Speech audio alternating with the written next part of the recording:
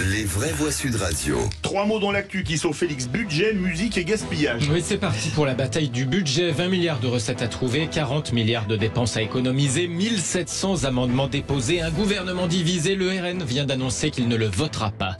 Donald Trump interrompt les questions-réponses en pleine réunion publique pour se lancer dans une revue de ses musiques préférées. Le camp démocrate dit s'inquiéter pour sa santé mentale. Et puis c'est la journée de lutte contre le gaspillage alimentaire. Des assemblées générales anti-gaspi vont bientôt s'ouvrir pour résoudre un paradoxe. On jette toujours autant mais on donne de moins en moins. Les vraies voix Sud Radio. Des ministres qui menacent de claquer la porte si les coups de rabot se confirment. Une commission d'enquête sur le dérapage des déficits de ces derniers mois. 60 milliards d'euros d'économies à faire. La procédure d'adoption du prochain budget avait déjà tout pour être animée. La commission des finances entame aujourd'hui son examen avec 1700 amendements à examiner. Et aujourd'hui, Jordan Bardella annonce donc que le RN ne votera pas ce budget. Ce budget n'est pas un budget de rupture. C'est un budget qui fait les poches de la France du travail, qui va faire peser sur nos compatriotes, sur les classes populaires et les classes moyennes, une augmentation des taxes de l'électricité, une augmentation du coût du travail. On nous parle même d'augmentation des prix du gaz avec des aberrations, le déremboursement d'un certain nombre de soins.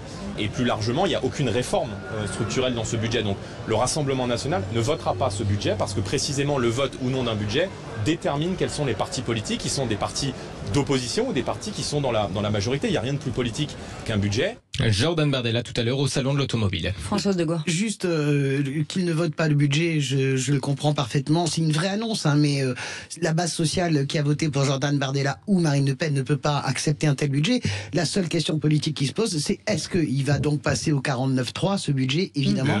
Est-ce que le RN votera ou pas la censure? C'est exactement la question qui se pose. C'est la seule question qui se pose. Tout le reste, c'est de la littérature. Sur le budget, j'ai lu un excellent rapport de l'OFCE qui est très inquiétant sur la nature même de ce budget et sur les résultats qu'on est en droit d'attendre. Même ça m'inquiète. Oui, oui, je sais. Sébastien Maillard. Moi, ce qui m'étonne un petit peu, c'est que le Premier ministre Michel Barnier a dit que le budget, il l'avait monté en 15 jours, qu'il était évidemment perfectible et qu'il était amendable sur un certain nombre de points.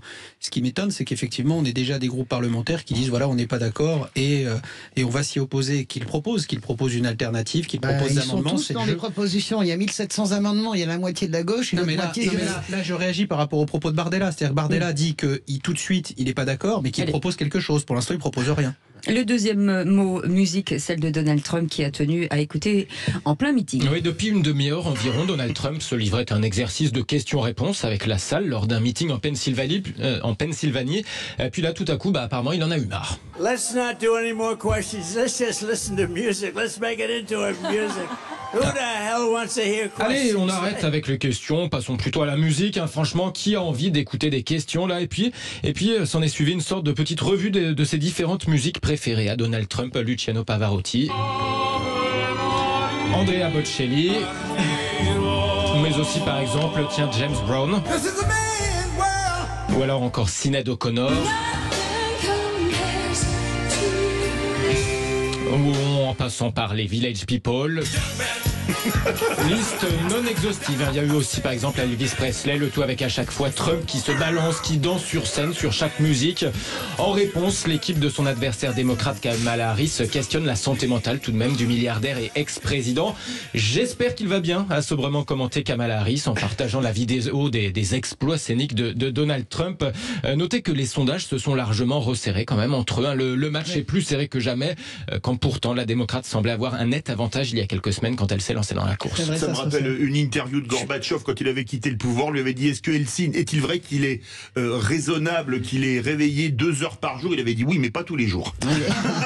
Allez, le troisième mot. Troisième mot, gaspillage, puisque c'est aujourd'hui la journée nationale de lutte contre le gaspillage alimentaire. Avec un constat en forme de paradoxe, des gaspillages qui ne reculent pas en France. 4 300 000 tonnes jetées par an, mais pourtant des dons aux banques alimentaires qui, elles, sont en repli. Ce constat, c'est celui de Commerceau, un organisme spécialisé dans la valorisation des invendus.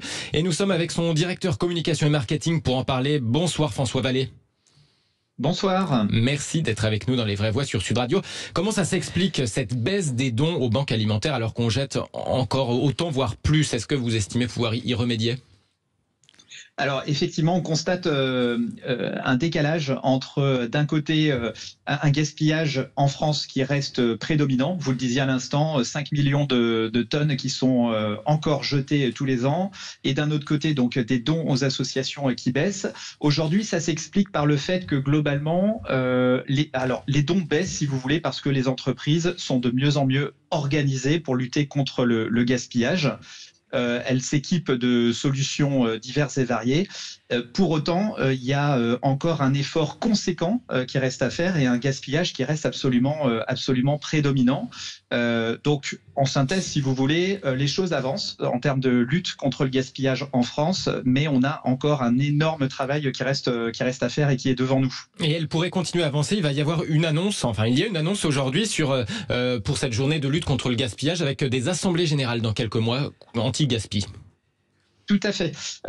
Monsieur Guillaume Garot, député et ancien ministre, a annoncé ce jour la tenue d'états généraux de la lutte contre le gaspillage alimentaire. Donc ces états généraux auront lieu le 13 mars prochain. Et si vous voulez, l'idée c'est de mettre autour de la table l'intégralité des acteurs et de la filière, donc entreprises, fabricants, distributeurs, les associations, les acteurs comme commerciaux qui luttent effectivement contre le gaspillage. Et l'idée, c'est de sortir de ces états généraux avec une nouvelle ambition, des objectifs et des moyens pour continuer d'avancer dans la lutte anti-gaspi. Parce que, voilà, comme je le disais, énormément de choses restent encore à faire en France aujourd'hui. Alors, très peu de temps, mais Philippe Bilger.